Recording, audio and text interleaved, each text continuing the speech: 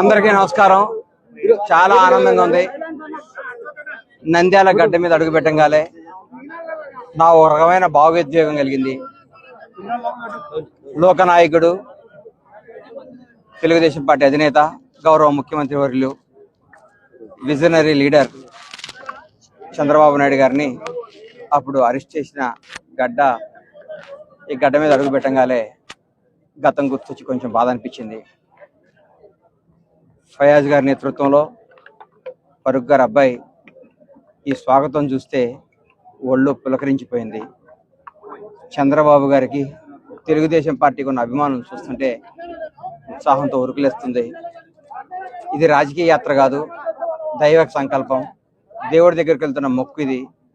చంద్రబాబు నాయుడు గారు అరెస్ట్ అయినప్పుడు, అయ్యా మీరు ప్రాణాలతో బయటకు వస్తే స్వామి ఏడుకొండలవాడ సార్ని ప్రాణాలతో బయటకు తీసుకురండి, నా గడప నుంచి మీ గడప దాకా నడిచి వస్తారన్న భాగంలో ఈరోజు ఇక్కడికి 245 కిలోమీటర్ల పాదయాత్ర పూర్తి చేయడం జరిగింది.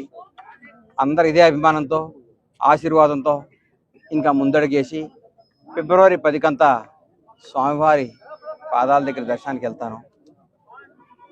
ఈ యాత్రలో ముఖ్యంగా నంద్యాలలో ఫయాజ్ అన్న నేతృత్వంలో జరిగిన ఈ స్వాగతం